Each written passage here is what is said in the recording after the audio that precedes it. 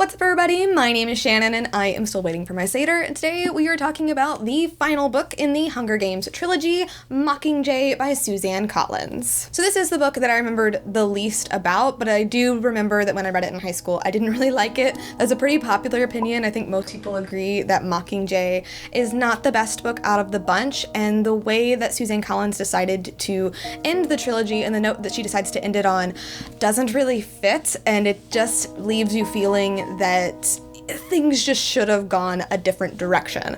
Now, what I have discovered, though, in rereading this series and actually having my friend reread Fallen Kingdoms and kind of seeing her thoughts on that, is that when things don't go my way, when I was in high school, I would put blinders on and just get really mad because things weren't going my way. So when I was in high school, I had a huge crush on Gale, and I really liked him, and I really liked that he plays a huge part in Mockingjay. But obviously, him and Katniss grow apart in this book, and I didn't like that, and she was constantly thinking about Peeta, and she was constantly sad all the time, and so I just decided I didn't like it.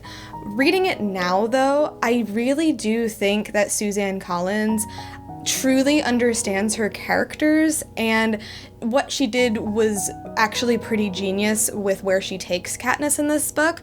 But I do think that it should have been split up into two books. And so I am going to go into a little bit of spoilers. I mean, it's old spoilers because it's Hunger Games, and if you've seen the movies, obviously, whatever. But this book picks up with Katniss and all of the survivors from District 12 living in District 13. We all thought that District 13 was gone, it was obliterated, but really they were living underground, biding their time, waiting for the revolution to begin again. And District 12 has literally been burned down to the ground. And Katniss is going through a lot. She is realizing that she has not ever had the full picture from everybody around her. There was this whole revolution going on, and she was the center of it, and she had no idea. She has lost so many people that are close to her. She's now gone through 2 Hunger Games, and the only person who has ever truly been on her side, which is Peeta, has been captured by the Capitol, and she is separated from him. Katniss being separated from Peeta was a really, really good idea because it allowed Katniss to have that degree of separation and to really sort through her feelings about Peeta, because she has never really known if what she feels for him was all fabricated for the games or if she truly is feeling some kind of love for him. Now, other characters look at her and they tell her that she is in love with him. They tell her that they can see it, but I don't think Katniss ever truly comes to that conclusion herself, which is another reason why the conclusion of this book rubs me the wrong way, and I also think that's why it kind of comes off as disingenuous to a lot of people as well. But the 2/3 of this book is just Katniss dealing with this. She is very depressed. She is very like, I don't want to do anything, I don't really want to stand up for this, but when she sees Peeta and she sees what's being done to him in the Capitol, she does decide, I need to step up, and so many people believe in me, and I have to be their voice, I have to speak up for those who can't. And I love that. I love seeing her embrace the Mockingjay role. I love seeing her going to all of these districts, seeing how people really do put their hope and belief in her. And I wish that we could have had more of a focus there, because what happens is Katniss completely backslides. We get all of this amazing growth with her, but then suddenly Peeta comes back in, and Peeta has been completely transformed by the Capitol. He hates Katniss now. He thinks that she's a lie. She's a monster, and suddenly it's all about him again, and suddenly it's all about her and him, and she removes herself from the situation, which I again think is really great, but it's just all about that dynamic again, and it makes Katniss very confused. It makes her not know what's real and what isn't and what she's feeling, and she's having all of these things told to her, and she starts backsliding, and she backslides completely when Prim dies. She does all this growth that she made. She just goes all the way back to square one where she started at the beginning of this book when her sister Prim dies. And that choice, to me, I was actually enjoying this book a lot more this time reading it than I remembered ever liking it. But when Prim dies and seeing Katniss just lose all of this growth, it really irritates me because there was no reason for it.